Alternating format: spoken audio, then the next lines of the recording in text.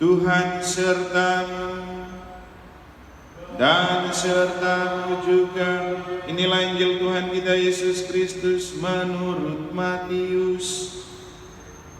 Dimuliakanlah Tuhan.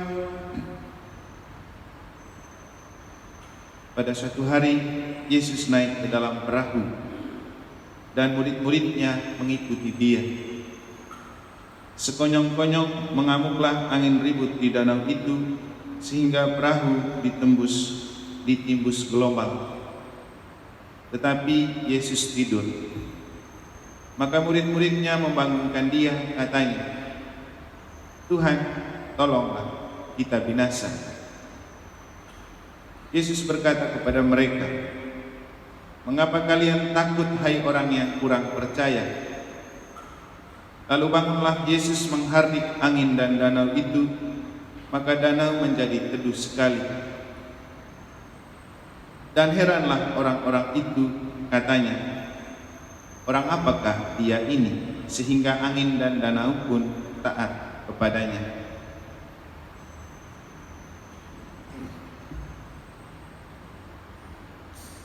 Demikianlah Injil Tuhan. Terpujilah Kristus.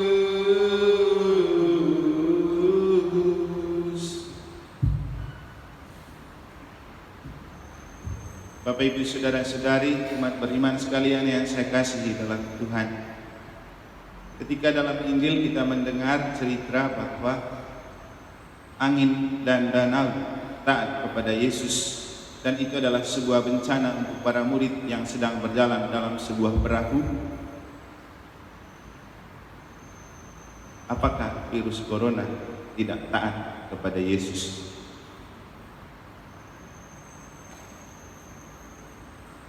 Ketika dunia kita juga diterpa oleh badai virus corona, apakah Yesus tidak mengikuti? Atau kalau Yesus mengikuti, apakah ia juga sedang tertidur seperti yang dialami oleh para murid yang sedang berlayar dalam sebuah perahu, lalu angin mengamuk dan gelombang menggelora? Kalau kita tidak salah ingat, ketika Paus Fransiskus mengadakan berkat Urbi et Orbi, ia berbicara tentang mengandaikan badai virus corona ini seperti badai yang menimpa para murid yang sedang berlayar dalam sebuah perahu. Persis seperti bacaan hari ini, terutama saat angin dan badai mengamuk, di manakah Tuhan? Anggap saja virus corona itu adalah badai dan angin yang sedang mengamuk menerpa perahu dunia yang sedang berlayar dari waktu ke waktu. Apakah Tuhan tertidur? Apakah Tuhan tidak mau bantu? Apakah ketika Tuhan bisa meredam amukan gelombang dan angin yang menerpa para murid juga tidak bisa menaklukkan badai virus corona? Pasti bisa. Karena yang sangat menentukan adalah kepercayaan, iman. Apa arti dibalik penderitaan dunia seperti ini? Maka kepada para murid, Yesus bertanya, ketika mereka takut dengan gelora gelombang angin dan badai, Yesus malah menyindir mereka sekaligus mengingatkan mereka, apakah kamu tidak percaya? Kan di situ sudah ada Yesus. Dan dalam perjalanan badai virus corona juga bukan tidak ada Yesus. Yesus berjalan bersama kita. Tapi tidak sedikit orang yang percaya kepada Yesus yang takut, bukan? Lagi-lagi ini soal iman dan kepercayaan. Apakah kita yakin dan percaya benar dengan kekuasaan dan kekuatan Yesus yang kalau angin dan danau saja bisa dia taklukkan?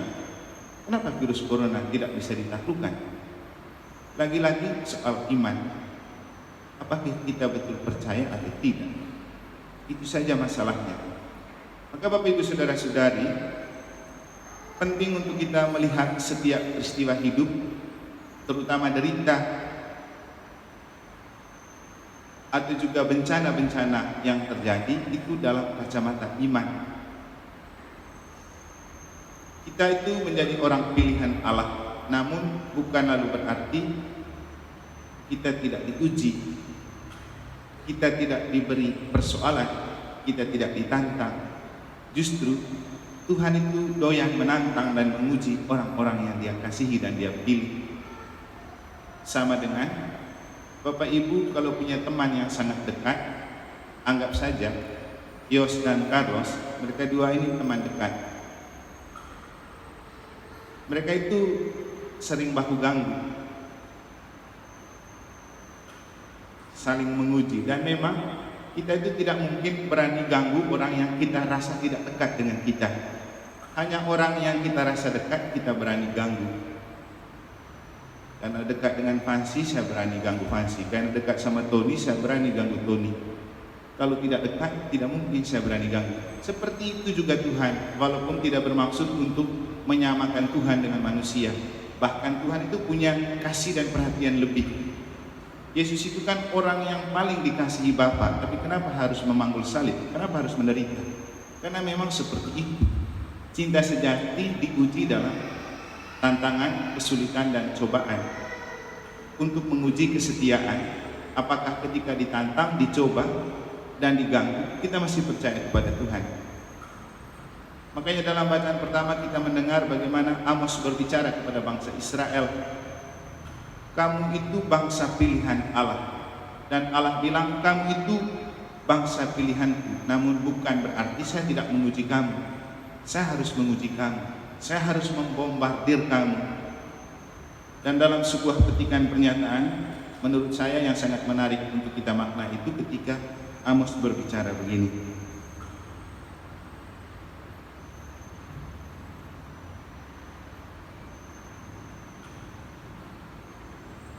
Adakah sangkakala, adakah terjadi malapetaka di suatu kota dan bukan Tuhan yang melakukannya? Adakah malapetaka di suatu kota dan bukan Tuhan yang melakukannya? Artinya, ketika ada malapetaka, bisa jadi, dan kalau kita percaya, itu Tuhan ada di baliknya, bukan untuk membinasakan, tapi untuk menguji, untuk membangkitkan kesadaran, untuk merubah atau membuat kita bertobat dan belajar dari pengalaman untuk tidak terjebak pada hal yang sama. Maka penderitaan dunia dan kita yang sedang kita alami berupa badai virus corona, jangan berpikir bukan tidak ada Tuhan di baliknya. Tuhan ada. Dan ini adalah cara Tuhan untuk memurnikan kembali iman kita. Seberapa jauh kita masih perlu dan bergantung kepada Tuhan ketika ada ketakutan seperti ini.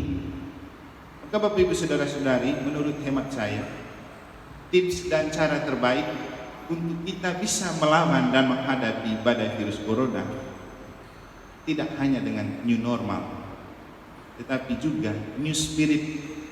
Artinya kerohanian baru yang perlu dibangun di dalam diri untuk betul-betul menggantungkan hidup kepada Tuhan. Dan orang pilihan Tuhan walaupun ditantang, dibuat menderita, Tuhan tidak menutup mata. Coba lihat dalam Injil, ketika para murid kalang kabut, Tuhan datang pada waktu yang tepat dan indah untuk meredam persoalan yang mereka hadapi, untuk menenangkan kembali persiarahan dan pelayanan mereka. Dan seperti itulah pengalaman-pengalaman hidup kita. Apapun badai kehidupan, apapun malapetaka yang datang, apapun musibah yang muncul, untuk membangkitkan kembali kesadaran dan kebergantungan kita pada Tuhan pemilik kehidupan. Masihkah kita bergantung pada Tuhan? Banyak memang yang berteriak kepada Tuhan untuk segera melalui badai virus corona, tetapi masih terlalu banyak orang yang takut dan bahkan takut bertemu Tuhan karena ketakutan pada badai virus corona. Kalau kita orang yang percaya, kalau kita orang yang punya Yesus, yang dalam setiap perjalanan hidup kita Yesus selalu berjalan bersama kita, apa sih yang membuat kita takut? Mati sekarang, mati besok, mati kapan saja sama saja, akan kembali kepada Tuhan. Tapi kita tidak perlu takut, karena pada waktu yang indah dan tepat, dan ketika kita sudah tidak bisa berdaya lagi, pada saat itulah Tuhan datang menyelamatkan kita, persis seperti Ia meredam angin dan badai yang sedang menerpa pelayaran dan perjalanan hidup para murid. Semoga kita selalu menyadari bahwa Tuhan tidak pernah tidur, Tuhan tidak menutup mata, dan Tuhan akan selalu menyelamatkan kita pada saat yang indah sesuai dengan yang Tuhan mau, bukan yang kita mau. Semoga Tuhan memberkati.